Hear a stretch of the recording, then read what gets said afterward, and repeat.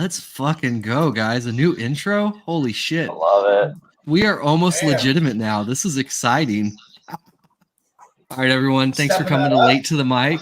I'm Patrick, and today we have Troy, like every day, unfortunately. And then we have our special guest, Will. Thanks for taking the place of Chaise while he decides to be late again. Yeah. Can we just warn people right now that I'm in a vehicle and I'm bouncing all over? So if it makes them sick to stare at me, I'm sorry. Look, I'm just all over the place. Once again, our production value is second to none. I take great pride in this. This is good. Yes. All right. So let's start with Will. How's your week gone? It's been pretty good. Pretty good. Yeah. I feel like every week's pretty much the same. Just hatch snakes, clean snakes, snake rats, feed rats. You know, it's just the cycle. Yeah. Starts on Monday, finishes on Sunday, and we start it again. Right over, right? What anything cool hatched this week? This week made some cool redhead, blackhead, het clown combos. Okay. And some DG clan had hypo stuff. Cool. So made some of that stuff. Maybe a lace, cinnamon lace tri-stripe. Okay, interesting. Cool. Yeah. Yeah. What? Do we get to see this? No, not yet. What? Will, if you don't send me a picture tonight at the end of this, I'm telling you, Will, I better see a pic. Okay. Yeah, there's some cool tri-stripes there, too. Yeah. Oh, man, yeah, you got to help me out, man. Yeah. Troy, I haven't seen you this excited since the last time you ate a Reese's. This is exciting. You look stoked. Right? Yeah. Well, I'm like a silent tri-stripe fan, and I just have a tri-stripe, like a DG tri-stripe project. That's it. Okay. Otherwise, my buddy Zach Schrader my buddy Zach Schrader is big on the tri-stripe stuff, so I kind of lived through him and Will, and so I would love to see that combo. Nice. Yeah. It looks pretty cool. I bet. I'm sure it does. Good for you. Not like super crazy. It looks like exactly what you think it would look like. Bright. Which is cinnamon. pretty cool. I'm I'm sure. imagining that. So Cool. I certainly want to see that. Pretty. Yeah. Nice. Like how Will's like, it looks exactly like you expect, guys. Exactly like you'd expect. It's a bright tri-stripe. I love it. And you said you hit some blackhead, redhead stuff? Yeah, those ones turned out really good. There's that might be the other picture you need to send me. There's no way I can identify them. There's just way too much going on in the pairing. Yeah. But, wow. Okay. Yeah, so I bred a orange dream, yellow belly, leopard, enchi, Mojave, redhead, spot nose, het clown to a black. Why? I don't. I knew it was going to happen. Uh-oh. His face. He froze up when he was saying the female. I can only assume he paired it to a normal. Yeah. My back? Oh, he's back. Okay, you're back. So I bred that male to a blackhead clown. Okay. And I didn't get the best of clown odds, but I did get some really good het clowns. Okay. And they have that classic like redhead, like that short little eye stripe on them. Oh, dude. And, they look awesome, but I don't know what's in them. Blackhead, Mojave, and redhead. But outside of that, anyone's guessing is mine. Good for you. We've made quite a bit of redhead stuff this year, and like I liked it, but like as we've been hatching stuff out, I've been like, oh, I like this a lot. Like there's some hatched out some cool stuff I'm really excited about. So I think there's still a lot of legs with the redhead project. It's way more of a color pop than I had anticipated. It's so much brighter, isn't it? Yeah. More of a color. I thought it was more like obviously we saw the redhead clown stuff and was like, oh, hey, I see potential there. We'll bring that in, and thinking like, oh, this is just gonna like fuck with the clown's pattern, and it's way more than just a pattern. Although I will say that my favorite ones so far have been the non-clowns, like the ones that I've hatched personally. Interesting. You know what's funny? I actually agree with that. A lot of the non-clown stuff we've been like, whoa, this is nuts. There's been a couple of clown things where I'm like, oh, this is going to be really, really, really cool. But yeah, for the most part, I agree with you, Will. It's been like this is really fucking cool. Yeah, so I did a Redhead project with me and Joe, who's in the back seat. You can't see him because it's super dark, but he's back there, just over my shoulder.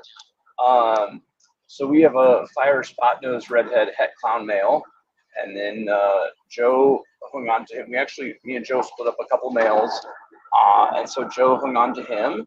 And this year we got some. I should say he got some nice stuff. He did all the pairings, but yeah, man, Redhead's been pretty fun.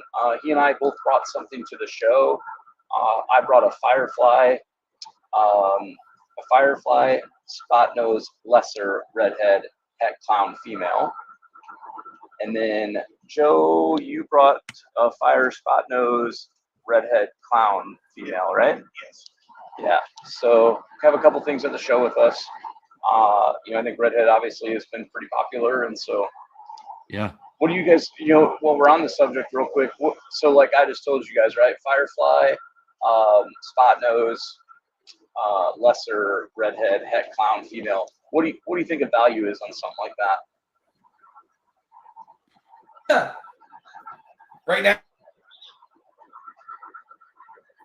Oh, right when Will tells us the good stuff, he cuts out again. Yeah, I'm curious to see Will. I want to hear Will's price before I say mine. Come back to us, Will. You hear me okay? Yeah, we can hear you now. Yeah. Oh man, it's like 1997 internet over at Will's house. It turns out country Canadian internet is questionable at best. Yes, yep. Don't move to Canada. That's what I took from it. Mm-hmm. What do you think it's worth, Patrick? You can say your amount before Will. Firefly, spot nose. Yeah, Firefly, spot nose. Redhead. Clown. Het clown. Female. Het clown. Yep. I don't know. Is that like 5,000 or is that like 3,000? That's interesting because I put it in the display for 5K. So you and I are right on the money. Yeah. Okay. I think. But I think. I agree with you. I don't know. It's hard to value things without without having like a lot of data out there. It's really tough. I think we listed a Redhead. You guys Batman have you listed like a Redhead something, I believe. For Joe like 12 or 11. For like, I think. Did you guys have like maybe a female of some sort up there, or was it a male? I can't remember what you had. We had a male. I know we have a male visual Redhead Batman that I thought Andre listed or was about to list, and I think it was like 11,000 for some reason. Maybe it wasn't quite that much. I think your snake's worth at least half. I would think half in that range. I think it's the head. I know it's got some things going against it, right? Like pastel and lesser, I know always get like a lot of hate thrown at them. It's a really pretty animal. I think it's safe. Ironically, though, I think it's safer having genes like that in the female than a male. Sure, yeah, you're not spreading it to every female, right? So, yeah, having it in a female, you're not, you're definitely not taking a shot at bad odds or something all the time that way or something. Yeah. All right, Will, are we doing better now? Ooh, am I back? Will's on the move. You're back. Yep. You're on the move. Yeah, I switched to my phone. Nice. All right. Fair enough. We get to go back to hearing Will's value of my snake. So right now, I mean, shit, man, it's tough to value anything. I was gonna say like, it could be $200, it could be $12,000. Like I don't know. Okay. You know what I mean? It's such a weird dynamic in the market with pricing right now. I just kind of. Yeah, I think we're gonna talk a little bit about that tonight. I just try and price stuff as what it's worth to me and move forward from there. There's a lot more discussion going on, but yeah. So Will, forgive me. I don't know enough. I feel about your business and like how you do it. Most of your sales, are they in Canada or do you do most exports? No, I would say very, very little is Canada. Okay. 98% would be export to either US, Korea, or Japan. Okay. So then for you, because I really don't feel like I see a lot of your animals like on Morph Market or really publicly listed. Is a lot of it like people reaching out to you and talking to you, and that's where like. I would say for the most part, it's a lot of word of mouth and people For the most part, I get like really, it's guys message me and say, "Hey, do you have a Cypress Hurricane, whatever, yellow belly pet clown?" And it's like, hang on, let me look. And I type it in my little system, and I didn't hit Cypress Hurricane yellow belly, but I did hit a Cypress Hurricane red stripe pet clown. Would that work? And they're like, "Oh yeah, sure, let's do it." You know, like that type of. So do you feel like you use resources like, I mean, I guess really I should just say Morph Market for pricing, or is it more really truly like your ancestors guide you on pricing? No, I mean, a lot of it's my ancestors guide me on pricing. Yeah. So sometimes I'm like way out of line, and somebody will tell me that because I don't keep track. And I mean, I click around on Morph Market from time to time, you know, but I don't really do a whole lot of shopping on Morph Market. I don't use it that often, to be honest. I'm just so busy that I get sent links. I get sent all this. Look at this guy priced this snake at, you know, and I'm just like, I don't really care. Yeah. So, you know? So with you letting the ancestors guide you. Oh, sorry. What were you saying, Troy? No, go ahead. You're good. I was gonna say, so with you letting the ancestors guide you on pricing, if you do end up like pricing something like high, right? Like in your mind, it's worth $10,000 and the market says it's worth like $3,000. Do you get insulted or upset? Generally, I'm not that far off. Generally, it's not like a $8,000 spread, but you never know. But like, I mean, in this market, it could be. Touche.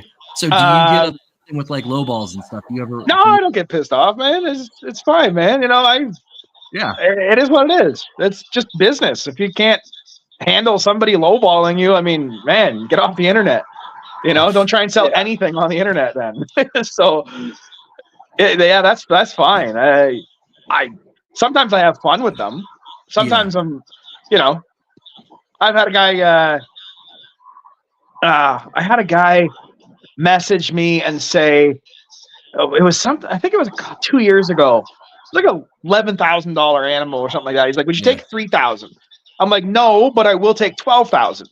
Yes. And he was like, "What? That's more expensive than the animal." I was like, "Yeah, I know." I was like, "And you're $7,000 off. What if I add 7 to the price? Like, we got to find the middle ground here." Yeah. He ended up not buying anything, but you know, just have fun with those low ballers. Yeah. Sometimes it's fun. I like the one where the guy's like gives him an address, and he's like, "Yeah, sure, meet me here." And then you see the text conversation. He's like, "The comedy club," and he's like, "Yeah, now go inside and tell your jokes to somebody else." Dude. All right, so I'm gonna read y'all a message we got the other day. This is the first time I've gotten a message like this, and it made me giggle. It's actually the first customer Andre's ever blocked on Morph Market. Oh, please say I have this. Oh, please. Oh no. Who did I send? I sent it to Justin. Hold on. Sorry. I promise this is worth it, guys. I promise. Okay. All right. Customer says, so they're messaging us on an Xanthic pied black pastel female that we have listed. Okay. This may come off as disrespectful. I get you're running a business and I understand that Xanthic snake market is outrageous, but I must ask, who in the right mind is going to pay $2,500 for a snake? What makes this snake worth months worth of bills? And again, you may think I'm being an asshole, but in all seriousness, why in the hell is a snake worth as much as my rent? I was just like, that same person. You should have just sent them Justin's Morph Market page. Be like, hey. Yeah. I've got that same message almost word for word from a guy, so he must just go around trolling all of us. I just like, it was one of those things where it's like, I understand, I guess, if you're, you know, we do a lot of advertising and we've noticed we get a lot of non-snake people that look at our stuff. And I understand they come in, they're like, whoa, these are great. These are expensive. Like, wow. But to like actually send the message and just be like, why is it like this? Well, it's like, well, you don't know the time and effort it took to make this animal and blah, blah, blah, you know, all that stuff. But man, how spectacular to just come in there swinging, right? I don't mean to be an asshole, but why the fuck? I always wonder if they're sitting at work, right? And it's all day, like 8 hours, all they can think about is the fact that they saw your link about the snake and they're just dead curious about trying to find out why they cost so much. It was just eating at them. They had to ask. Yeah. They had to know. They had to know. Be honest, Will, is that why you don't list snakes on Morph Market? Those messages right there?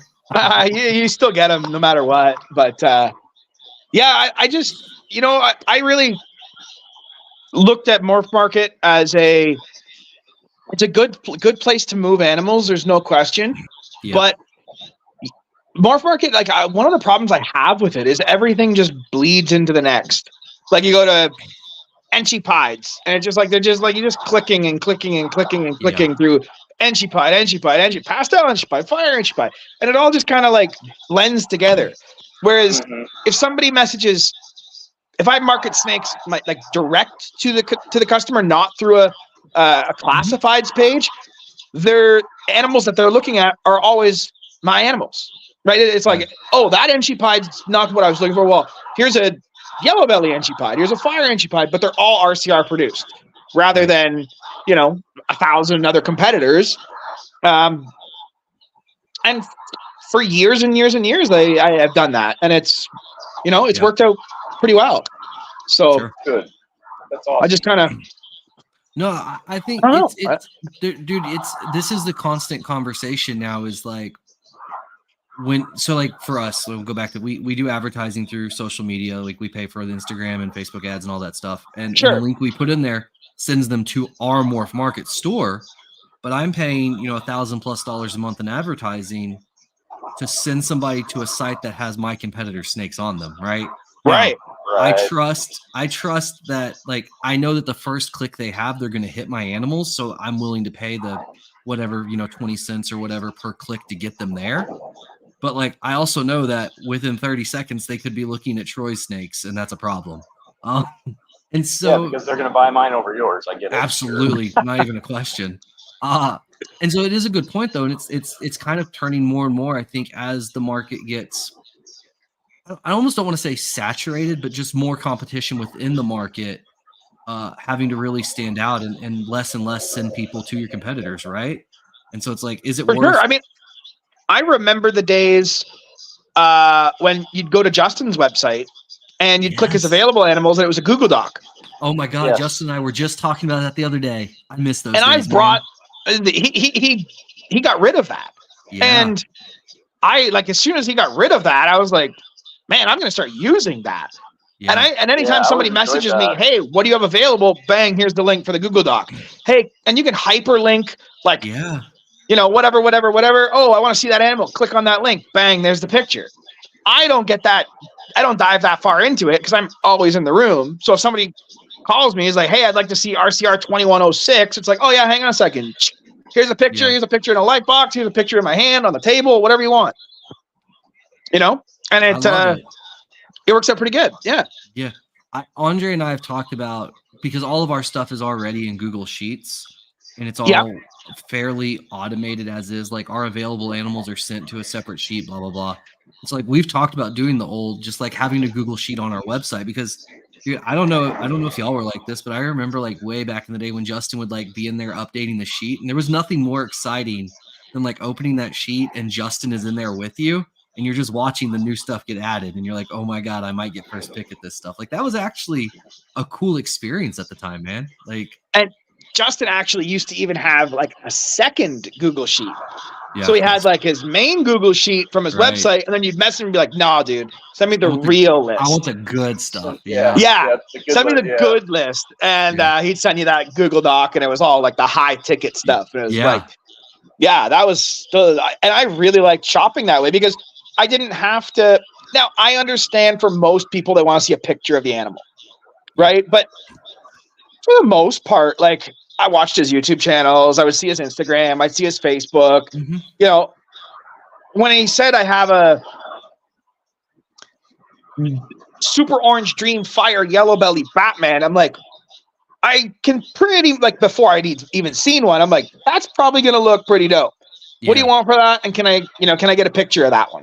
That's available. Yeah. Is that a male or a female? You'd see his, and he'd have it like project. This is clown. Here's your desert ghost. Here's your pieds, and I liked it. So I went back to it. I adopted it as everybody went to the Morph Market thing. Yeah. I think we're going to start doing something similar to that. I like it. Yeah, I do. And it's great. It's like that animal's sold. I don't have to like go into Morph Market, like take it down. Who did it sell to? I just like from my phone, like delete row, gone. You know? Now that's where you and I differ. And Andre's more on your line, Will, where he would be like, just delete the animal. I'm like, I have every bit of history and data on every animal ever produced. So I do like the record keep. keeping. Because you're a giant nerd. Oh, I'm definitely a nerd. That's not even a question. Oh, so I don't keep track of that stuff. I keep track of who bought what. But if somebody messages me, hey man, every animal comes with an ID code.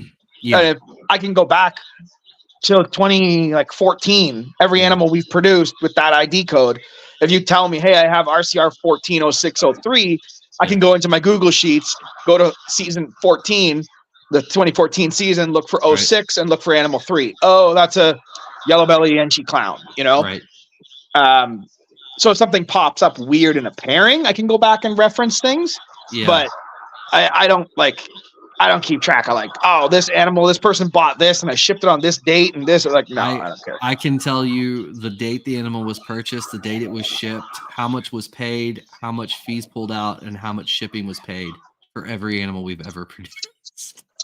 Man, that sounds like you just do accounting, man. Fuck that. There is, I mean, I want to breed snakes. Accounting. Yeah, man, there's a lot of accounting there. Yeah. Yeah. And, yeah. No, I get it. It's smart. It's good to have that data, but I mean, yeah, it has been oddly helpful in like tracking like trends, and there are some weird consistencies throughout the years of when things sell, and like even like it helps us with listing animals and knowing when to list stuff, and it's been good. But I understand why like people don't. Like I do get it. Like I do probably go overboard, and I know it drives Andre crazy sometimes, but yeah, well, it's the life he lives being married. Hey man, if that's like the stuff that you like doing, right? If you're into like that, those data and like the crunching numbers and finding like trends within the numbers, hey, it's not hurting anybody. It's not detrimental to what you're doing. So fuck it. Yeah. Yeah. I feel like we had a minor conversation like this about data collection in general at Tinley. I feel like we talked about it. And Troy and I were both like, we're on the user side of things. You're like, I'm like just developing things. I'm like, oh bro, that's all you. I'll use it once it's built. But I don't need the data to like build something. Like I'm a caveman with snakes and bins, man. That's it. I love it. Yeah, I can barely send an email. So but I do understand. I mean, every company wants like the number one resource right now is data, right? Yeah, 100%. Like that's what Facebook is, a data collection company, not a social media service. I mean, Google's the same way. I mean, people don't appreciate that, but they're data collection entities. So data is the most valuable resource on the planet, far and away. Yeah. Shocking. Troy, are you permagon? What's going on here, Troy? You're just frozen. Turns out he's not even frozen. He's just he's literally. I see you, Punchy's pythons. I need to acknowledge real fast. Yes, I'm aware that the Google Doc is not in the link. I would like to explain myself. I have to basically design a new Google Doc for y'all that doesn't have all of my data in it. I have the script written. I literally just have to copy and paste it into a sheet. So let's go ahead and pretend like I'm going to say I'm going to do it for the next episode, and we're all going to know it's going to happen on episode 6. How does that sound?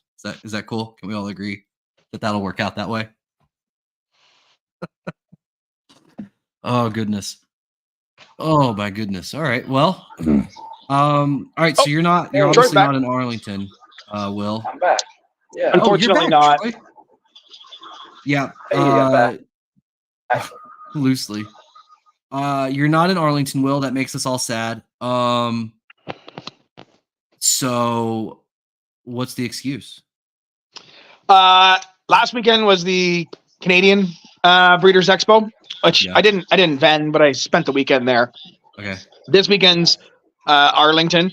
The following weekend, I'm going with a buddy and his wife and my wife are going to see Andrew Schultz. We're going to the stand-up. Yeah. And then the following weekend is Tinley. So 4 weekends back to back to back to have somebody watching the rodents, to do all that stuff. It's just too much of an ask. So what time do you get into Tinley, Will, when you come in? I'll probably I'm open that week, so I don't have much going on. I can be there Thursday, I can be there Friday, I can be whatever. Probably Friday would be my guess. I'll say we get a good group of people together Thursday night, man. So if you're around. Okay. Yeah. Yeah. I'd be down. Yeah. Thanks for inviting me to that, Troy. Thanks. Oh, yeah. That's I guess fun. you could come too, Patrick. No, it's too late now. I don't want to. Yeah. I'm going to get pizza pot pie in Chicago Thursday night without you. Yeah, Sounds pretty good. Dude, it's the shit. If you haven't had it, it's like Chicago Pizza and Grinders, I think is the name of the place. It's legit like it's a fucking pot pie that has like pizza ingredients in it. It's the greatest. It's spectacular. It's so fun. That sounds good. We did a steakhouse in Chicago called The Vets. Okay. And it was bomb. Like really good. Yeah. We had to get reservations like 6 months in advance though. It's not like a let's pop in for dinner. It's like fully booked forever. Yeah. But we delicious. We're trying a new place this year. Instead of the Primal Cut, we're going to another one that's relatively close to Tinley. We're going to see how that one works out. Because I think you went to Primal Cut with Levance and them last in October, right? Yep. Yeah. Levance and I went out for me, Dad, and then Levance and his family went out for dinner the Saturday night. Yeah. Yeah. Nice. Cool. Yeah. Hey, Will, I'm thinking about it, man. How's the shed testing stuff coming along in Canada for you guys? I mean, we can do clown, VPI, Xanthic, cryptic, pied. Pretty much most of the stuff minus Desert Ghost. That's the big outlier. And oddly enough, that's the thing I work with the most. So I have CITES permits. I have CITES permits on hand to send to Benson. I was going to say you have to do CITES to send them to us, right? Yeah. If I remember that conversation correctly. Okay. Yeah. Yeah. So have you gotten a good amount of stuff Desert Ghost tested then, Will? None. 0. Okay. Well, none. I mean, I have a bazillion sheds to test. I just keep talking to Benson, and then what happens is he goes, I don't know, probably fuck it. He's like, I'm like, hey, how far out are you on puzzle? He's like, well, we're working on it right now. It shouldn't be too long. I'm like, okay, hang on, let me collect all the puzzle stuff. What about Monsoon? He's like, well, I'm working on that, so I don't have to send like 20 different permits. I just do a huge, like a full collection dump of sheds, and be like, all right. Well, I don't want to put you on the spot, but like, I mean, is it highly? I mean, you threw these things in your suitcase and drove them down to Tinley. I mean, is this? I mean, you could, but don't get caught. That's it's not something I'm willing to fuck around with. Like, you know, like some guys will just put it in an envelope and send it. But if they got caught and it got back to CITES, you'd lose your ability to ship internationally, and that is my business. So it's not worth me. And they count it because a shed is still DNA. It's biological material. Yeah. So even like a swab for like a nidovirus test, CITES. Yeah, that's crazy. Okay. Now we have a university up here that is doing like all those like ailment tests. So like anything like if you have an RI or anything, you can test for all the viruses and all the respiratory panels and all that stuff up here.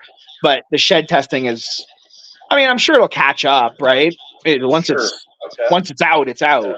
And the university up here is pretty much leading the charge outside of RGI on discovery. And, you know, eventually, and the thing with the university up here is because it's purely academics, they publish all their results. Everything gets published, yeah. I've interacted quite a bit with them. They're some cool people. We've gone back and forth quite a bit, and they're crushing it for sure. They're doing pretty good. There's a couple of other groups across the world, actually, interestingly enough, that are popping up that have been reaching out, and it's going to be interesting over the next couple of years to really see how things explode with that market just in general. Because RGI has some real competition coming up, real competition. Well, that's the thing, right? As soon as the tests are developed, anyone, like not anyone, but a lot of labs could pull it off, right? Oh, anybody with lab experience can do it for sure. Yeah, that's not even, anybody with lab experience, absolutely. And anybody that's willing to take the time to learn it.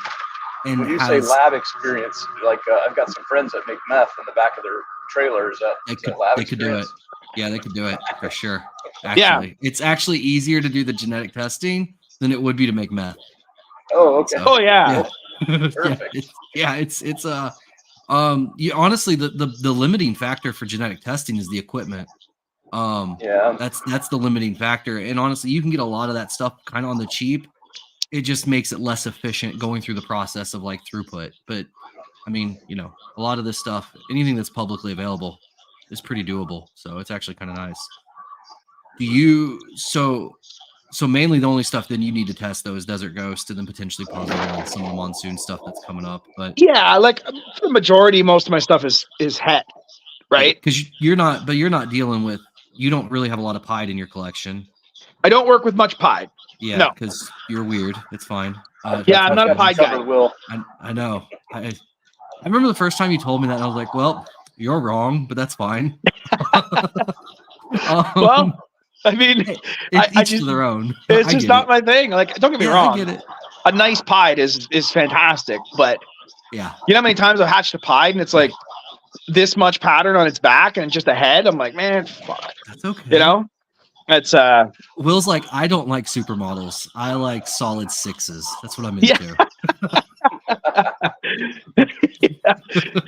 The pied to me is just like it's such a limiting. There's such a ceiling with it. That's my issue with it. Man, I disagree, but that's okay. We've had this argument in person. So yeah, and it can go on for everybody sit there. It'll go on for years, man. Oh yeah, I'm not letting you guys go down that road tonight. No, we've done it many times. Yeah. That's okay. But you know what? Honestly, like that in itself, I think is one of the things I love so much about the industry as a whole, is that we can have this same conversation that goes on for 4 hours, and we can do it like 20 times, and it's still great. Like we all have our preferences. And no one's mind's getting changed. Yeah. No, not even a little bit. No. Right. No. Yeah. Not even a little bit. Yeah. All right. So you have Monsoon.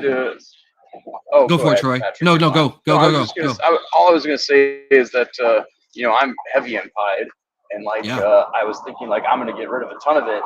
But to be honest, man, like I made a post the other day, like I love cracking a bin and seeing these crazy colored pieds, and I don't think I can get rid of them. I'm too emotionally attached, which I know we've talked about too. But it is what it is, and but I enjoy them so much. And I think if you don't read something you're enjoying, you're probably setting yourself up for a bit of failure as well. So I think it's important to have that mix, right? Like I'm a big proponent of. I do think it's important to breed stuff you don't like, in the sense that if you like stuff that's expensive and sells, you should still probably breed that because you'll make money if you're doing this from a business standpoint. But you also have to have tubs that you're excited to open. I think it's a mixture of both, right? And that's just kind of the way it goes. If for the people that didn't love Desert Ghost when they were expensive, like, oh, Desert Ghost is terrible. It's like, well, you may think that, but it's still a valuable animal that adds a lot of value to a collection in general. So sure. Don't get me wrong. I still work with pieds. It's just not like It's just not like a project. It's not in my like top 4 that I'm like really focused on. I still make pied combos, and we just made a bunch of DG pied het clowns. Of course you did. I mean it's just. I mean, that's basically wholesale for Will at this point. Yeah, not quite. But I wish I had some females. I have 4 males. So, Troy, if you want one, let me know. We've had the opposite problem lately on that project specifically. We keep hitting females and no males. So I've had a good luck with that project. Like it feels like every other project I had terrible luck, and the one I'm like, fucking pied, I hit like everything I need. But yeah, I made DG clown het pieds years ago, and DG pied possible het clowns, which shed tested to be het clown. One of them did. Yeah. So she's an adult female now, and I have a DG clown het pied, and I bred the DG clown het pied to some pied het DGs, and nice. There you go, DG pied het clowns, and it just the way it worked out. It's that project really just.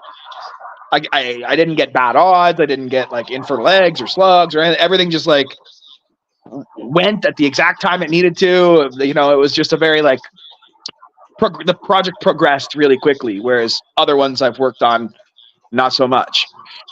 I can't hit a DG pied to save my life. Really?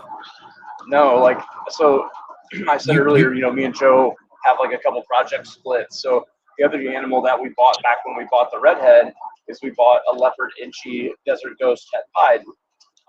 And the first year I didn't have girls ready to go, so I just took it to pieds and made, just some nice pied stuff that was all het DG. And me and Joe split that stuff up. And then this year I have an OD double het, and then I have a couple of double het, but it's enhancer pied. And so my first clutch fleet enhancer pied, I got like 8 or 9 eggs. They all went bad. Second one, I got like 8 or 9 eggs, 6 of them hatched. I got 2 pieds. One of them might be a DG pied, so I'm not going to say that I, may have to retract my statement, but at the moment I'm not sure. And then the OD girl laid like 9 animals, and like 4 or 5 were DG. Everything else was just Twitter. I didn't even hit any pieds. So at first I thought she wasn't even het pied. I sent in the test, of course, and she is, but I just feel like I just get hammered on those odds, man. Or something goes completely wrong. Yeah. So that's tough.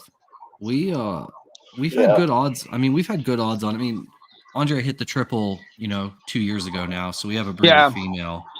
And then we hit a bunch of stuff this year, actually, like DG clown het pieds and DG pied het clowns, and the combinations of it and stuff. But it's a lot of females. And then ironically, the one female that we wanted to really keep just, died as she was coming out of the egg. And it's like, that's of course how it goes, right? The one animal you're really excited to keep.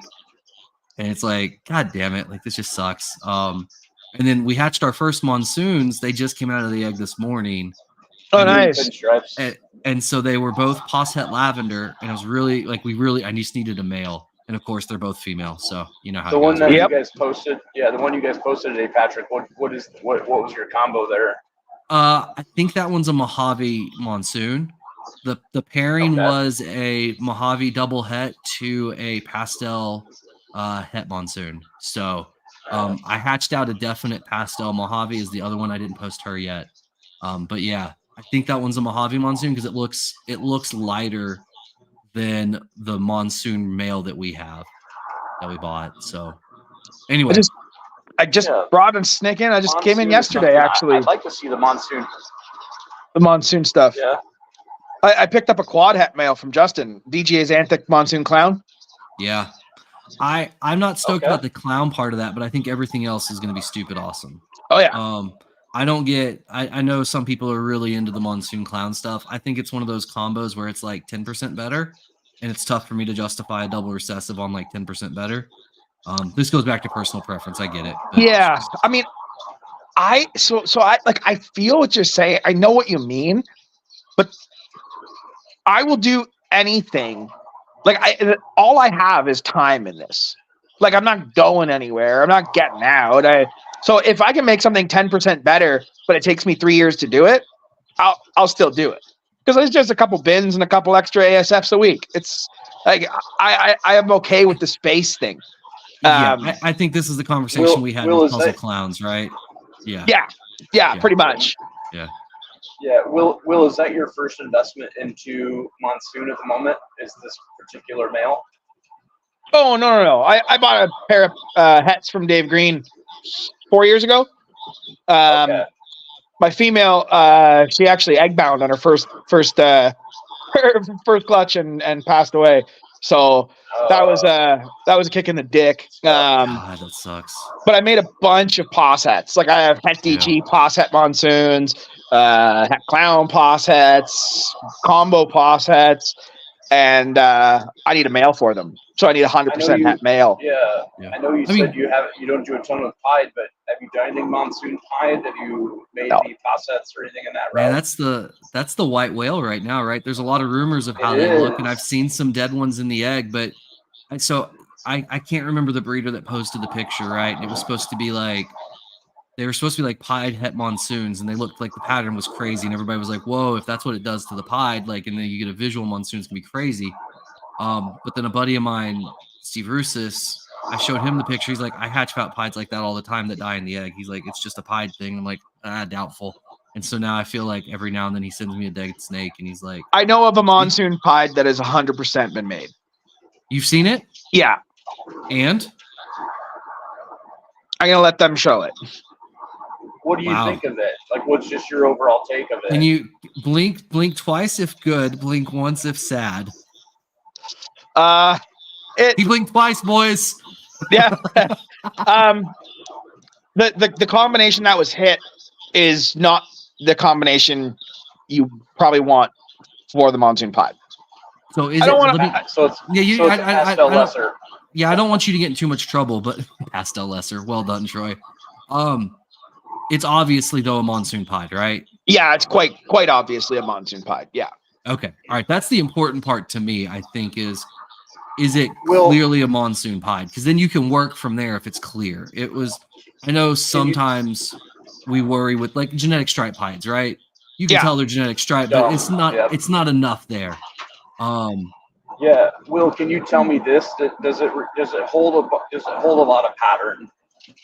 It is a solidly patterned animal. Yeah, it's not a high white animal. Good. Okay, that's what I figured, and that's really what I've been waiting to see. Like, obviously you could take inchy, super inchy into pied and keep a lot of pattern, and that's probably the most inexpensive way. But I figured from a double recessive standpoint, if Monsoon truly holds the pattern as well as like say a super inchy pied, I would probably invest in Monsoon. Yeah. Yeah, it's like, again, I don't want to. No, you're good. Well, don't get into it too much, but it's it's the potential's there for sure. It makes me happy. That's really, I think, one of the big things that people wondered about with it is like, is this clear? Is there potential, or is this going to be something where, I mean, even honestly, DG Sunset, right? Like that was one where like there's some light potential there, but it wasn't as exciting as everybody thought it would be. Right. No, although I really liked it. Like last week he put it in a video and he showed it again. Oh, and it's Miguel like did? 700 grams. And I was like, oh shit. Like, okay, that looks way better than it did at 150 grams. Oh, that's like way better. I'll have to check out the video then. That's good to know. It's not like still like super spectacular, but it's a significant step up from what it was. Okay. Yeah. Do you like on the Monsoon Pied, like does that person plan on revealing that anytime soon, or did they give you a timeline like how they want to reveal? I would imagine it's going to be relatively soon. I think they have a few more clutches to produce them, and I think they're going to wait and see what else they hit. Yeah. And then I think probably they'll come to the market and show it off. Nice, man. Awesome. Yeah, I look forward to that. Yeah. No, that's cool. Yeah, I mean that's with these projects, right? Some of it is just, I appreciate that. I that actually makes me happy because we definitely have some animals, a decent amount of animals in that project, and we went with the het pied versions. Like when you see, like I think Billy even posted some like leopard, yellow belly, like double hets, and like the pattern gets pretty crazy and there's a lot going on. And I was like, if the hets are interacting that much, I feel like the visuals are going to be worth it. And so we've got a good amount in that direction. So it makes me happy. Yeah. You're not sprinting towards a dead end. So no, I don't think so. Yeah. I mean, I like doing different shit. That's like everybody like the market all has like the same ideas. Like everybody knows like DJ's Anthic Monsoon. Like of course it's as clear as day that's going to be good. Yeah. Right? DG Hypo Monsoon. Of course it's going to look good. Like but I want to try like different stuff. It's always what I've been into. It's served me well in the past to go against the grain, and sometimes it doesn't work, lots of times it doesn't work, but that like that doesn't bother me whatsoever. I really like that. It always feels whenever we talk about this part of the industry with me and you specifically, I always feel like you come off very patient, and like you said, time and space, that's what you have. Right. And I'm the opposite, right? Like I want to get projects. I try and optimize as much as possible, and I'm really trying to and so this dichotomy. It's another fun part of the industry, right? Like it's just, and so whenever you're talking about some of that stuff, I'm like, yeah, and it's like, no, there's other ways. You're right. Like there's ways to do it, and then we could just be like Troy, pairing normals together. Hey, you got to start somewhere, homie. I love it. I love it so much. Nice. Troy, how's the drive so far? Drive has been good, man. I always enjoy this. It's good time to get me and Joe and Sheena and Lisa and Dag together, and we always have a lot of good conversation. And yeah, man, I enjoy this time. So is Ryan Reynolds sleeping? Fat Ryan Reynolds is right in front of me. I don't know if he hears me or not. He might have his earpiece in or some shit. Is he's in the zone ignoring us? Yeah. And then Joe and Sheena are right behind me. I think Joe is watching. Hi, Joe. So, yep, there he is. Yeah. There we go. What's up, Joe? Yeah. So, yeah, man, it's a good time. Probably definitely a favorite trip, man. It's getting together with these guys for the show. And we do this, we stay together at Tinley and things like that, but we all drive separate, so we're all relatively close there. And we've all driven out or flew and drove home together, like in California. And so, yeah, man, it's just nice to get us all together and have some time together. So nice. That's awesome. Yeah. So the question now is, guys, how late do we think Chaise is actually going to be? Ooh, I think that game, it's like the last game or something. And I know he's got Justin's boys with him, and okay. And so yeah, man, he may not even make it on. You don't think he'll make it at all? I don't know, man. Especially if that game's close or something, and then I know that with their season passes or whatever, they get to go down on the field, and I think Chaise has actually got to know a couple of the players, I think, pretty well. Yeah. And so I'm sure he'll go down and talk to them because, like I said, I think this might be the final game tonight. I can't remember if it's tonight or if it's tomorrow night, but I know it's one or the other. Okay. All right. Well, that's the whole name of us. Yeah, that's okay. I'd almost say it might be better. Will is a better co-host than Chaise. So. Yeah. Yeah. Will, you ready for me to ask you some questions? Yeah, sure. Why not? All right, man. Well, while I have internet, we'll see how this goes. So I'm going to start. My first question is this. If you could witness any thing in history, like the birth of Christ or the assassination of JFK, what is something in our history that you'd want to witness? Damn.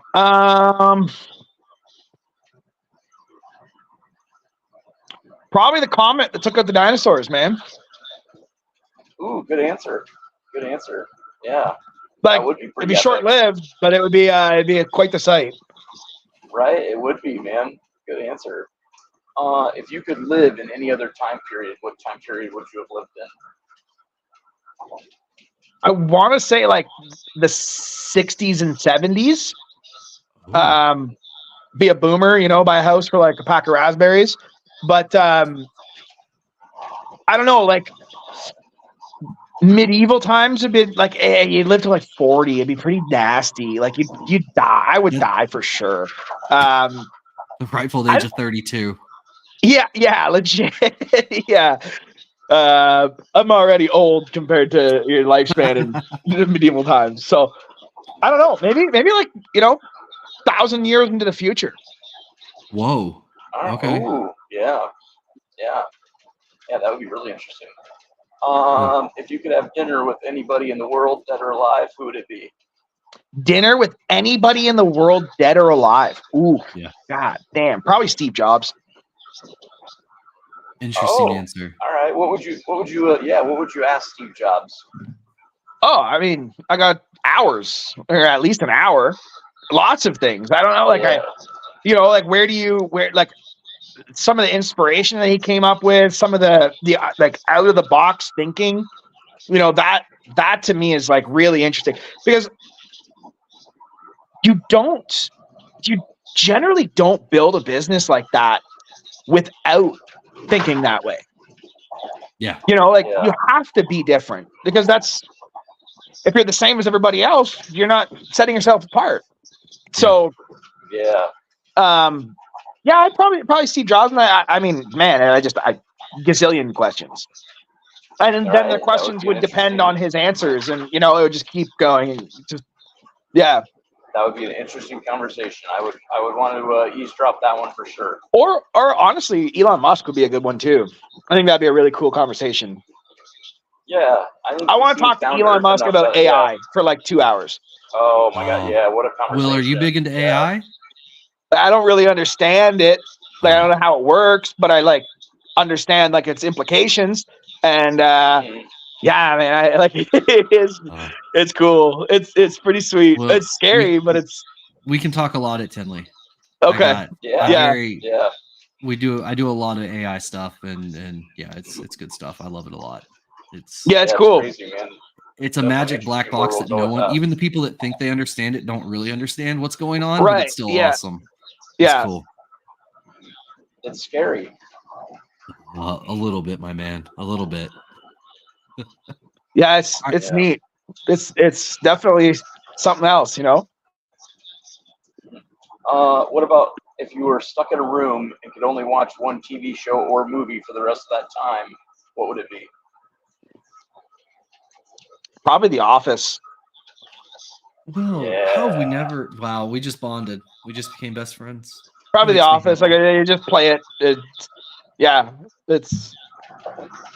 good one. It's funny that you answered The Office. Today I had like this whole vision of like, remember when Jim had the Asian guy come in and play Jim, mess with play Jim to Dwight? Yeah. Right. Yes. Yeah, to Dwight. Like, I thought about doing that on here some night, like having a buddy of mine like get on and be like, I've always been, Asian or whatever, right? Like, it'd be pretty funny. Oh my god. Yeah.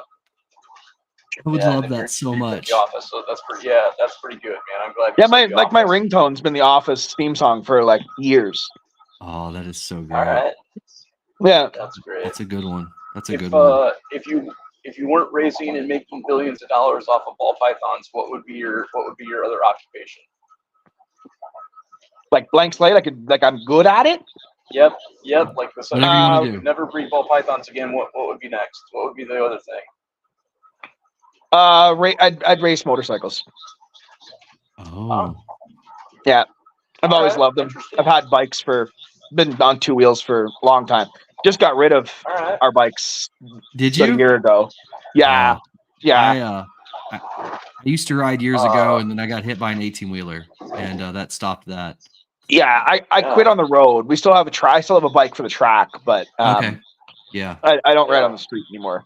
I had a close call too. It's like, this is not worth it. Are you big into motocross or anything, Bill? Like motocross? I don't like. I love riding in the dirt, but I don't like follow. I don't like follow motocross. I do follow MotoGP. Yeah. Those guys are crazy. Do you do F1 as well, or just stick with the 2 wheels? I like F1. I just can't keep up with it. Yeah. I've been saying for years, like one of my good buddies is a huge F1 fan, and he's always been like a Lewis Hamilton guy. Like, you got it. Like, he's the best. And I'm like, bro, Verstappen is gonna be insane. And sure as shit, now he's insane. And he's wild. So yeah, it's good stuff. We actually went down to Circuit of the Americas and watched a MotoGP and an F1 race. It was pretty cool. Yeah. It's a cool course. We went 2 years ago to Austin for the Circuit of Americas. Yeah, it was a good race. For F1? Yeah, for F1. Yeah. I'd love to ride that track. Yeah, but my uncle is huge into MotoGP, and he has stadium seats that we can go, and I just haven't done it yet. I need to. But that'd be awesome. So. Yeah. Will, for those listening that would like to hear some snake talk of things, what's a big piece of advice you give somebody maybe entering or just kind of into the industry? Take your time. Don't rush it out. But I see a lot of guys come in. They got a specific budget. Say it's $50,000. This is what I have. They blow it all in 3 months. It's like, man, spend 20 now. Grow up some girls. Next year, spend 15. Grow up those girls. Because every time I see this, they come in and they don't have the budget to go year over year over year over year to add stuff. And so they add a bunch of 2020s and then do nothing for 3 years, where they should pick up some 2020s, wait for some prices to come down, keep an eye on the market, watch projects. Another piece of advice would be this whole notion about like, get your females and then like in 2 years buy your male. No, get males in the beginning as well. There's nothing wrong with having an adult breeder male, because so many times guys are messaging me, hey, what do you have for breeder males? I bought a male this spring, but he's not ready. It's like, well, yeah, no shit, he's not ready. He's 400 grams. You know, I really like definitely using like 18-month-old males. Yeah. Nice. Yeah. I think that's good. I'm gonna bring Chaise in real fast, Troy. Yep. Oh yeah, go for it, man. Yeah. We're gonna bring Chaise in. Hold on. We're gonna look a little wonky for a second. There we go. There we go. Chaise. Made it. Hey. Oh my God. Made it. I was having technical difficulties. Otherwise, I would have been on like 10 minutes earlier. Oh no, what happened? Oh, that's all right, buddy. My mouse decided to die, and I had to wait for it to have enough charge to actually get on. Oh no. You know what though? Well, we're glad you're here. Yeah, Will has been an excellent Chaise replacement. So. Well, I mean, that makes sense. I feel like you say that every time I come on late, though. That, I was just gonna say. Like, you swear to God, one of these times someone's going to actually replace me. Chaise is going to just be sitting behind the scenes, and we're not going to let him in. It's going to be good. It's probably going to be when you're asked not to do this show. Chaise sends the text, "Where's the link?" And then we all awkwardly don't respond. Has Chaise asked for the link yet? Like, who's this Chaise guy? No, I don't think Chaise wants the link, actually. Yeah. He's waiting for his out. Chaise, I think for entering the for entering the show late, you have to ask Will 2 really good questions. Go. What's your most anticipated clutch this year?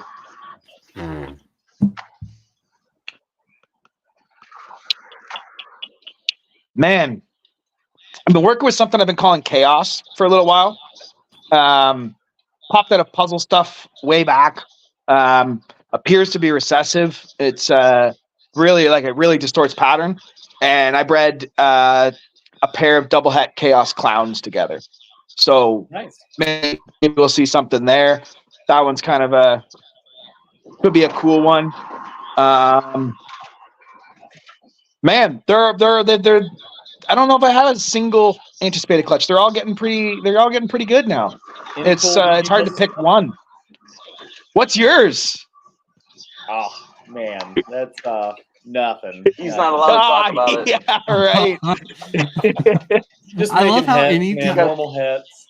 Normal hits, yeah. You got to make a call. Yeah. He's like, one second, let me talk to Justin and see what I'm allowed to. Yeah, what am I allowed to say, Justin? No, I've got a bunch of girls actually, just about to ovulate from the DG Clown Pied. So hopefully we'll have some more combo DG Clown Pied stuff that I'm actually pretty excited about. Nice. I got a clutch. I've got like 4 or 5 girls like right in a row that they've been seeing throughout the season. What was that? Choice. Is out of my sleep mask, dude. His sex mask. Is that the mask that Lisa wears when y'all have sex? No, unfortunately, that's the one Troy wears. Troy wears while Lisa has to have sex with him. This is what I wear when we have sex. Yes, correct. Oh my God. Lisa, they want to know if my mask was what you wear when we have sex, and they changed it to that I wear it when we have sex, which is like once a year.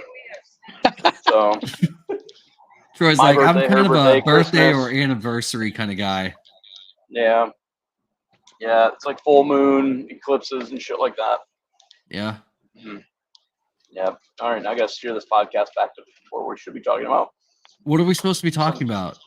I don't know. Probably not what me and Lisa do. That's weird. People are imagining it right now, and they're checking me out with my shirt off, and I'm fat, and I got titties, and that's just not. It's probably not a good conversation. I'm pretty into this conversation. Let's keep going. Troy, what time are you supposed to get to Arlington? Thanks, Chase. I'm going to get there in 37 minutes. Oh, nice. I was. It felt weird today with like everyone. Hey, I'll see you tonight, and usually, I'm there at like 6 or 7. So it's kind of weird not being there on Thursday. Yeah. Night. What time are you going to get here tomorrow? Like 2:30. All right. So I'll just Uber straight from the airport to the show if that's where everyone's at. And am I not picking you and Summer up anymore, Chase? I was going to talk about the software, but you're. Oh fine. Yeah, I don't care. I didn't forget, but I might. No, you did, but it's okay. All right. Nobody cares about this conversation, so we'll move on to Chase the second question to Will. Shut up, Troy. Second question for Will. That's tough. That's tough. I mainly Well, want to you say asked the dumbest congratulations question to you could possibly go with. So you're married. Oh, That's thanks, awesome. bro. Yeah. Excited for you and Taylor. You know, Yep. we love you both. Abby's Thank super you. excited for you guys. Yeah. No, it's worked out good. Yeah, man. Yeah. Still getting used to it.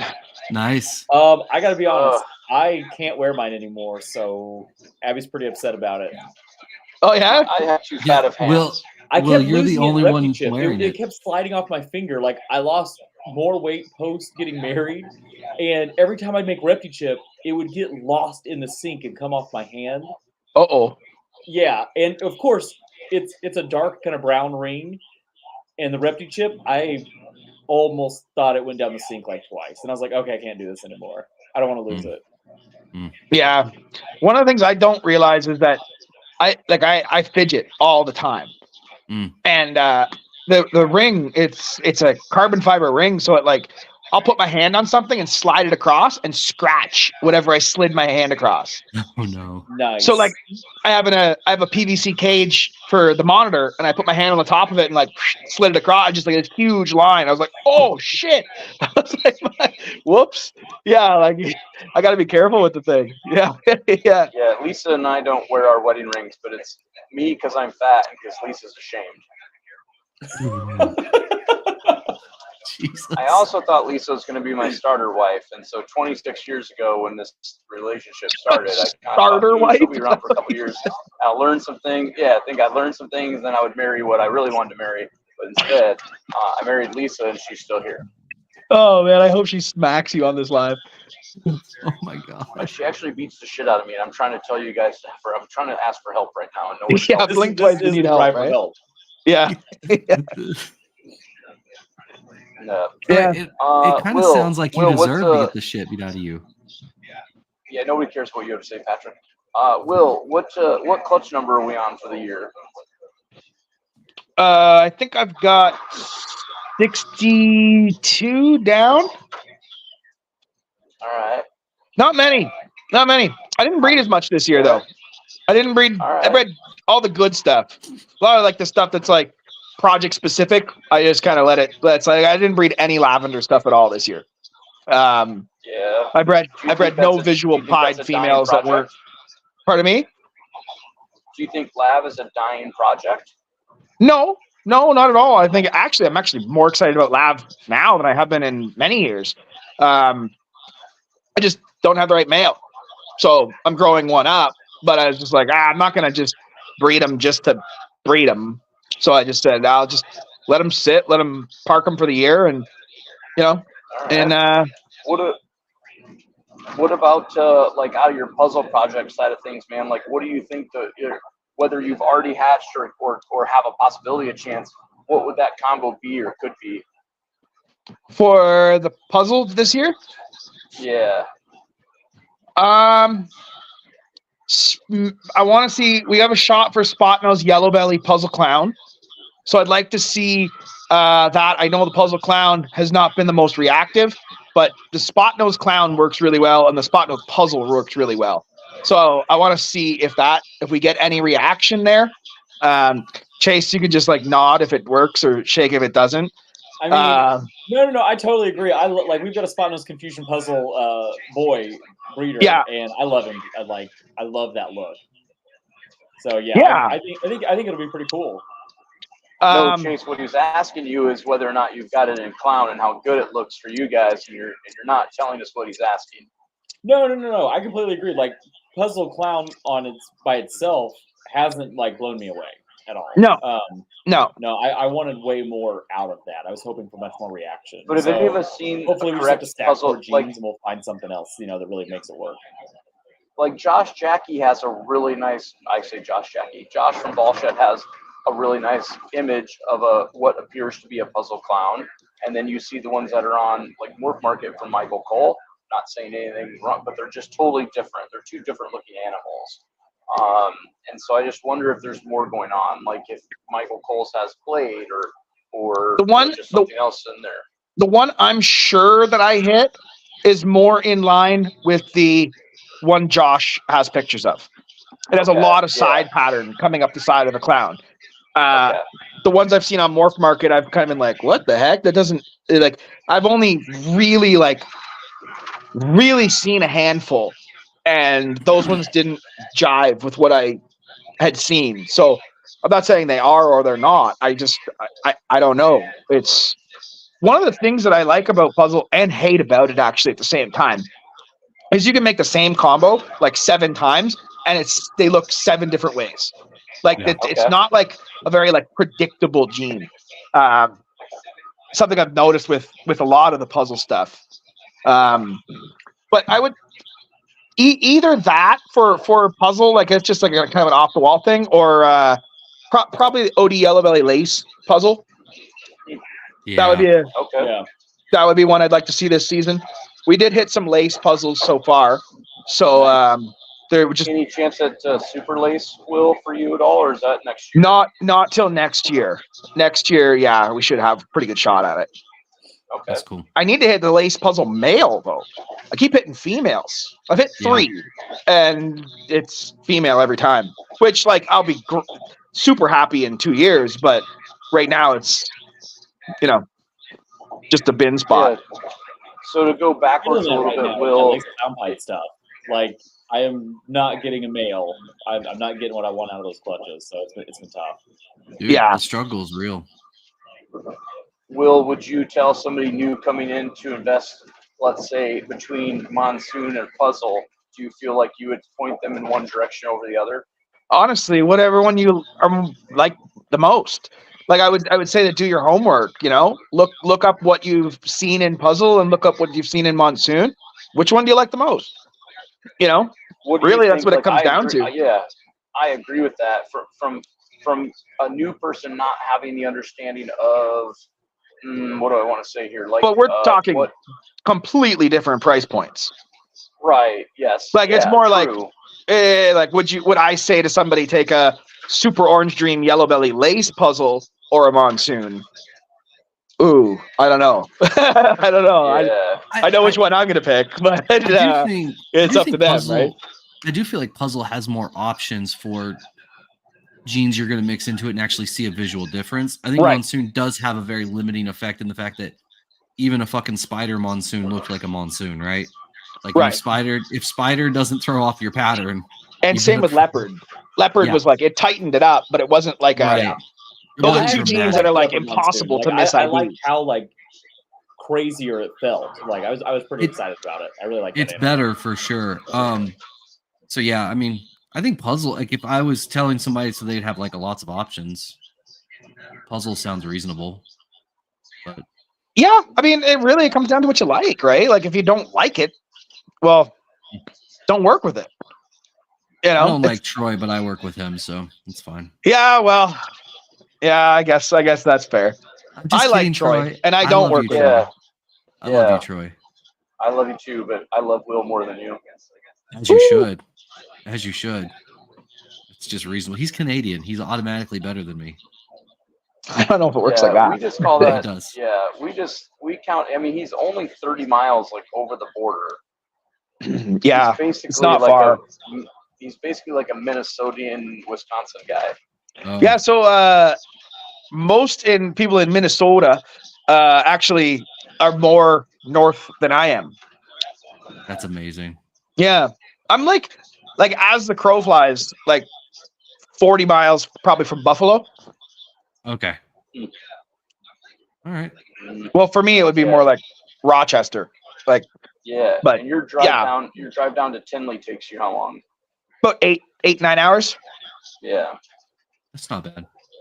Yeah, I can be in Detroit in 4. Do you have to grease the wheel coming over the border like you give the guy a 20 and be like, "Don't look in my trunk"? No, I don't. No, I don't. I just ship everything properly, and you have no problems. Yeah, I do everything legally. Troy. Wink, wink. No, I think you should try it, and then when you actually takes your $20, I think you should try it. Let me know how it goes. Don't have anything in there. Oh, okay, yeah. No, because man, they can really ruin your day. Like it'd be like, oh, you want to play games? Okay, we're gonna check inside your seats. We're gonna check. We're gonna tear your engine bay apart. Like, oh my god. Canadian Border Patrol is shockingly unfriendly.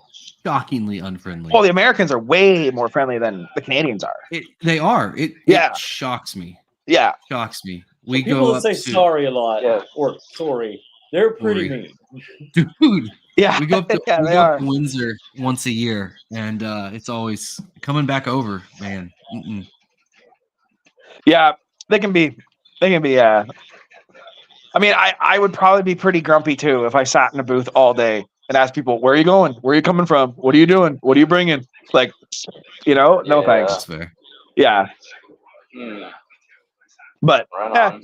What Will? What is something that you'd like to invest in yet this coming year or something? Is there something out there you're looking for?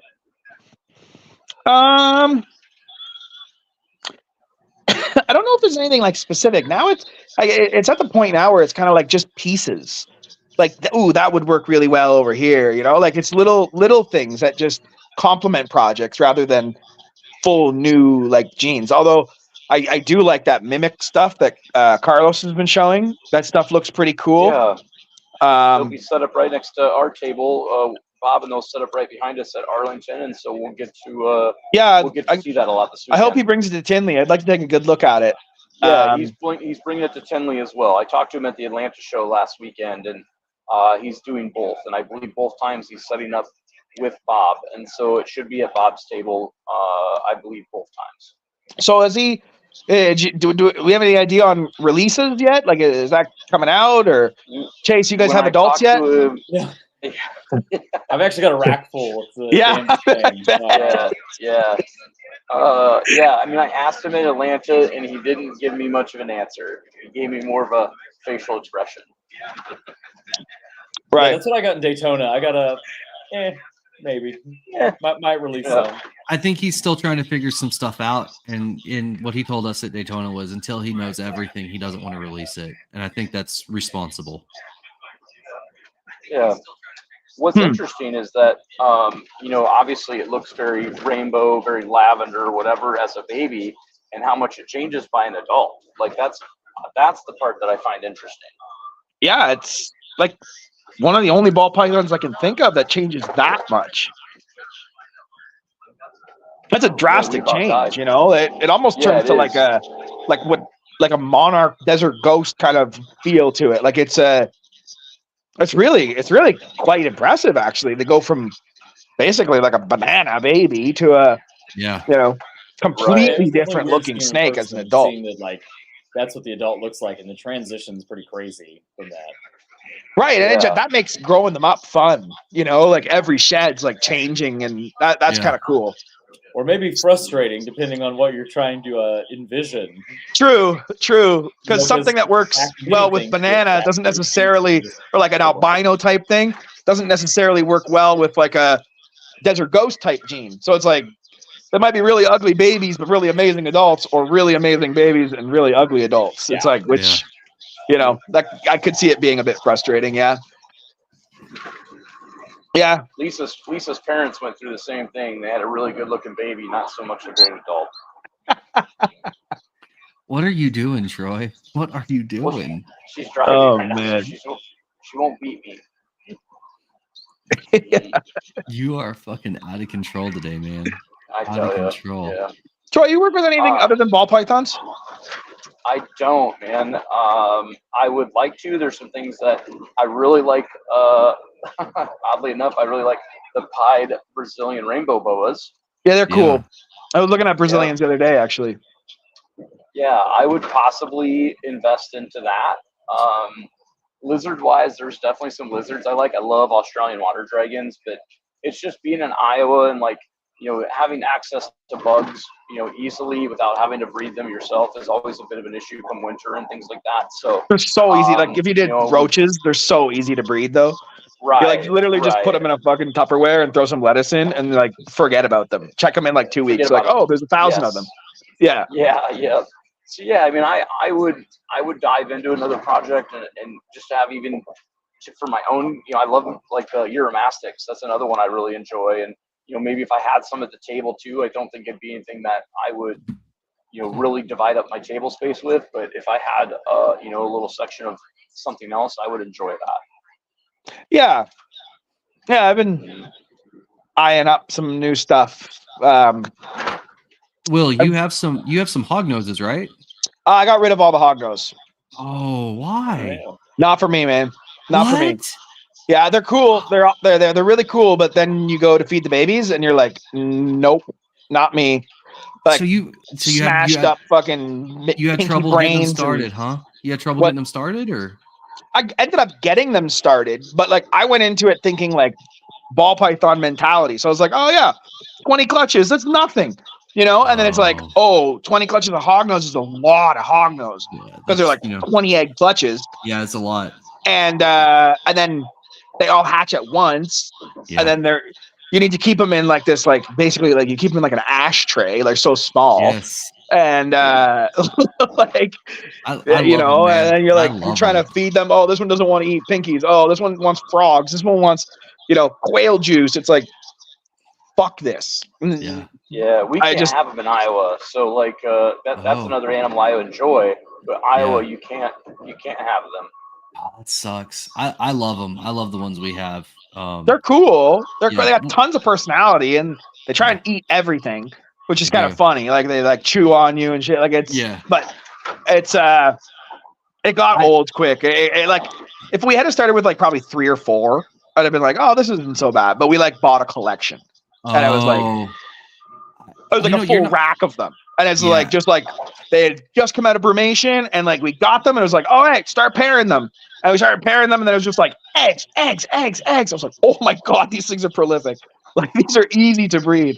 Yeah, like you just put a male in, and it was like the female was laying eggs in like it felt like 20 days. It was like, oh, there's a clutch. Yeah, there's a clutch. Pretty much.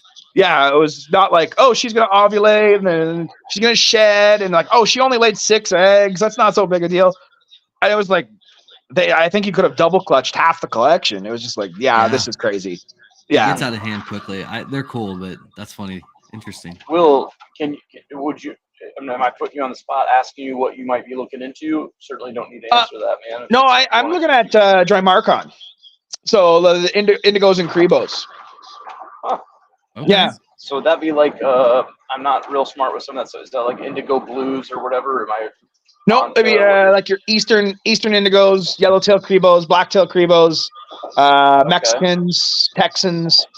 I wouldn't do a big group of them. There's no way. Just a pair of maybe a couple. But I got to interact with a big one, and it was like, this thing's a cobra without venom. Like that's cool. It's like a king cobra. Like even the scalation on the head is like those big wide scales. They have the drops underneath the eye. They have like the brow on them. They just like they just look intense. And they look super mean. They're really cool. So that'd be pretty sick if you got a pair of those.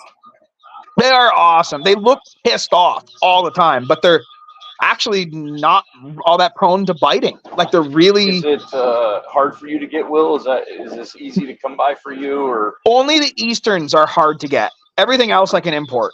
Easterns I can't. Like you guys couldn't even have Easterns in Georgia or Florida, because they're technically native to your area, right? You need like permits for Easterns to cross state lines. You can't ship them out of the country unless you're basically a zoo. Now there is a guy here in Canada with a breeding pair of Easterns. So once they're here, you can have them here. Yeah. So I've been on a list for a pair of Easterns now for like 4 years, and I think I'm pretty close to the top of the list now. So hopefully we get a pair of those, and then and they eat snakes, which is kind of cool. Stillborn stuff. Here, take it. Yeah, circle of life, right? All the pieds. Yeah, take it. All the pieds. Oh man, ooh, that hurt my heart a little bit. Well played, Will. Well played. Yeah. Did I miss, they're a cool the species. whole pied hate section of the podcast early on. Always. You missed it. Yeah, you missed it. We can refresh it though if you want. Yeah. I'm bummed. Well, I mean, seeing Troy's face, I know his reaction, but it's fine. No, I don't hate all pieds. Just most 70%. Yeah. Lots of them are really dope, to be honest. Really, really nice. It's too late, Will. You can't. You get into high white pieds and you just my eyes just glaze over. You're like, oh, this is a super orange dream, Enchi fire, yellow belt. I'm like, good. No, don't care. It's a orange. It has a one orange speck on its back. You lost me. Yeah. But I'm sure people feel the same way about lots of stuff. So it is what it is. Patrick, the leader of our group here, I believe we have about 10 minutes left. How are we wrapping this baby up tonight? Oh, I figured we were going to screw around for about 7 more minutes, and then we were going to let Will pick the story time, and then we were going to get our story and end with story time. Okay. All right. Oh yeah, Will, we do a story written by ChatGPT to end every episode. Okay, AI stuff, cool. Yeah, circle back so a little bit. Yes, yeah, you'll have to come up with a little like storyline that he can put in, and then we'll see what it spits out. It's good stuff. Okay. Let's the more see. Wild, the better. We haven't really talked about NARBC at all, and we were supposed to the past 2 episodes.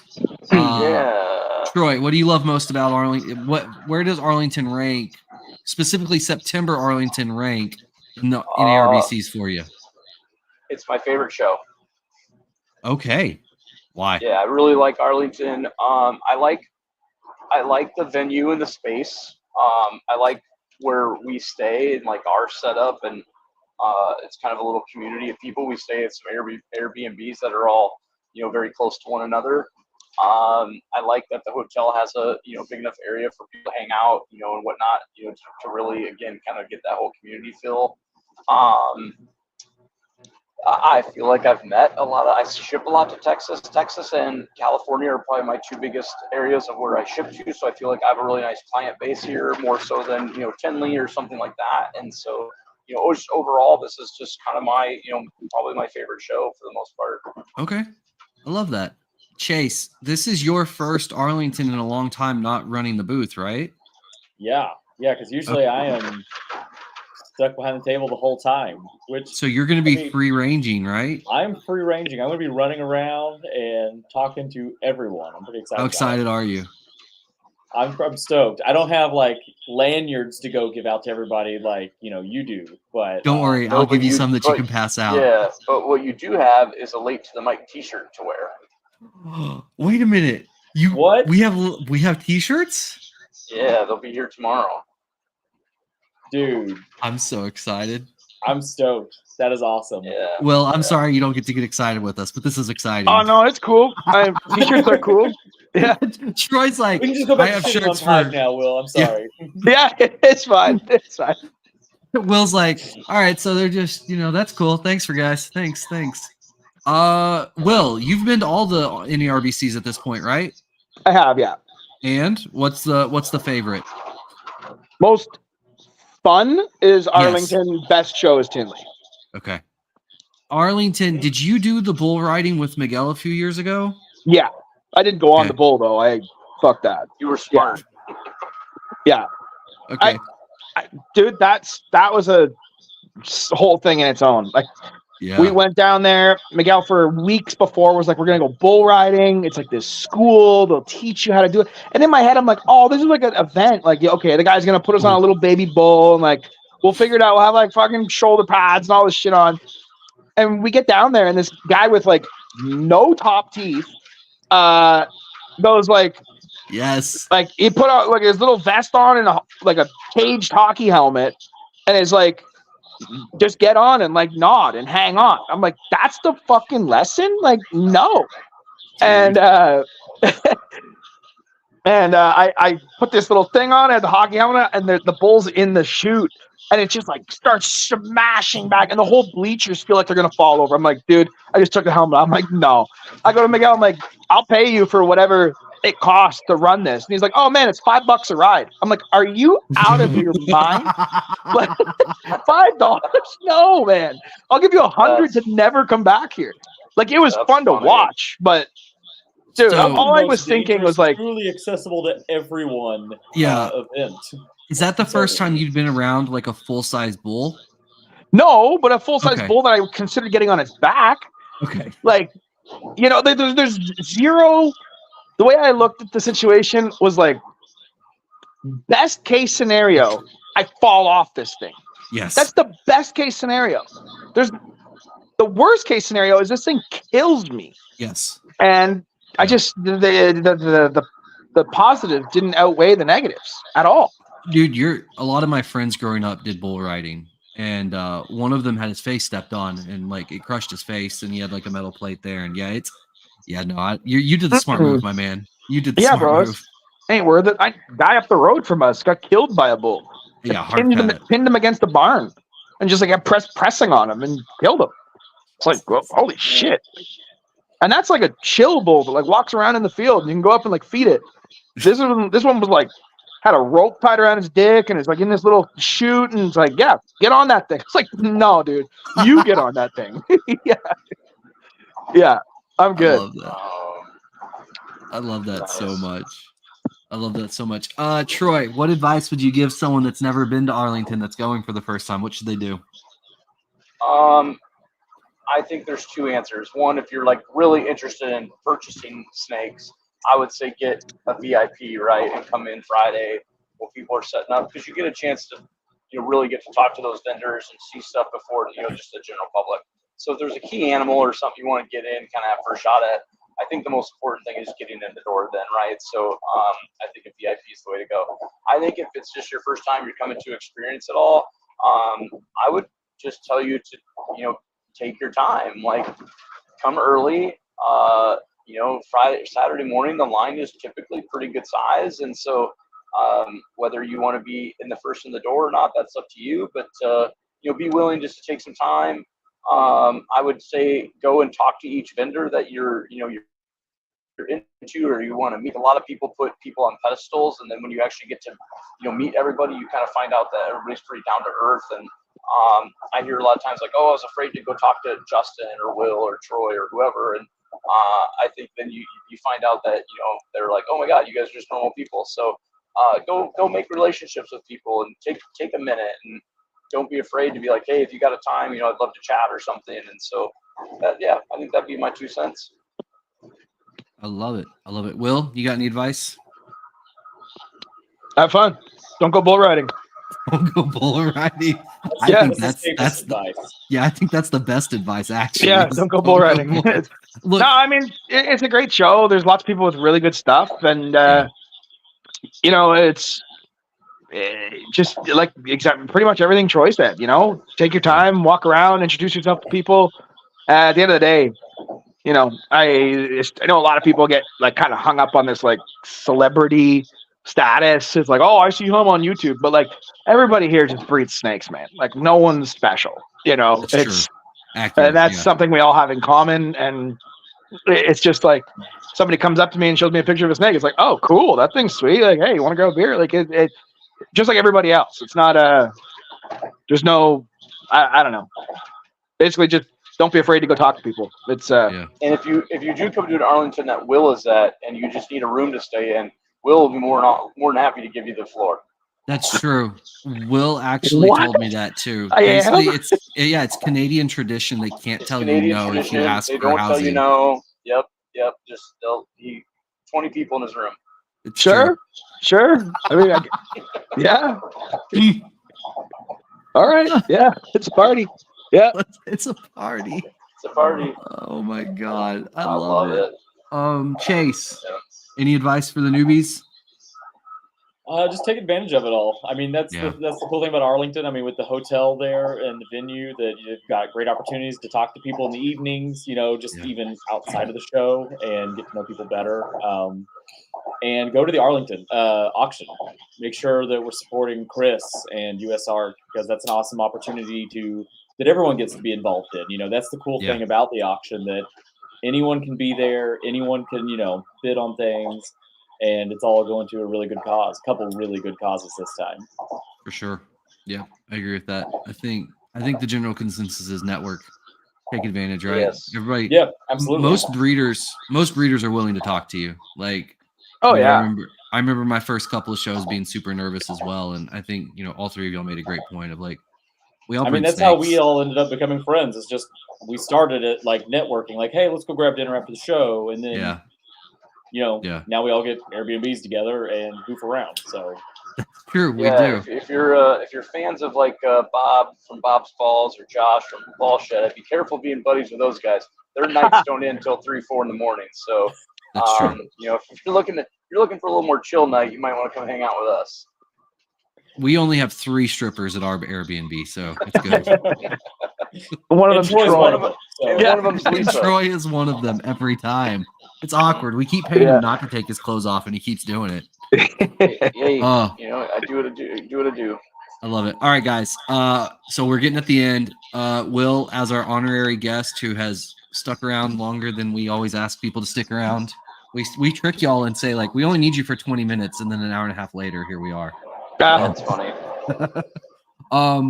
We need a topic for ChatGPT. So what do you got? Person, place, thing? What are we thinking here? Bull riding. Okay. And then what do we want to do with bull riding? Do we want a story about bull riding? And Will? Oh, hold on. Yeah. How about Will? Does Will go bull riding, or does he not go bull riding? No, he absolutely does not. Will does not go bull riding. Please. A 200-word funny story. All right, Will does not go bull riding. Please write 200-word funny story. Okay. All right, we're generating. Oh, I already like the title. Will's bull riding blunder. Oh, this is going to be good. Great. Will had always considered himself the Indiana Jones of suburbia, from chasing after runaway grocery carts to scaling the heights of his 2-story home. There was no adventure too large or too small. One day, after watching a particularly intense episode of Extreme Rodeo, he declared, "I'm going bull riding." His friends chuckled, envisioning Will atop a fierce bull. Their imaginations conjured a scene straight out of a cartoon, with Will catching a large hat instead of a whip. The day of reckoning arrived. Will stepped into the arena, head held high, but instead of a ferocious beast, out trotted Bubbles, the retired, slightly overweight, and exceptionally docile petting zoo bull. Bubbles was more interested in the hay at the corner of the ring than any rodeo shenanigans. With gusto, Will climbed onto Bubbles, but just as he was readying himself for a ride of a lifetime, Bubbles took a leisurely yawn and laid down for a nap. Will's wild ride ended up being more of a cozy sit-down session on the world's most complacent bull. His friends never let him forget the day he rode Bubbles. And while he never quite became the bull riding champion he dreamed of, Will always had a hilarious story to share at the parties. There we go. I wish that's the bulls that were there. Yeah. But I think deep down that's what they were not. Yeah. They were unfortunately very angry, and Bubbles was pissed off. Yeah, legit, man. It was Miguel had the softest. Never mind. Oh, funny. Real quick, I'm going to jump off here because we are about to navigate into this house. But Will, thank you so much, man. Dude, anytime. You've always been a good friend to me, man, and I super appreciate you. And so thank you very much.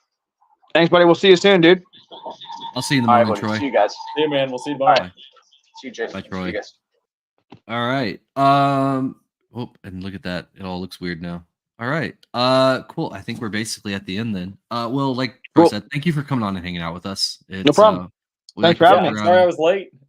That should be my last Thursday night AAA ball game, so I should be on time from now on. Yeah, don't lie. Don't lie. I love it. All right, guys. This was a lot of fun. We were a little bit late, but it was worth it. Once again, Will, thank you. Chaise, thanks for showing up. And till next time, this is Late to the Mic, guys.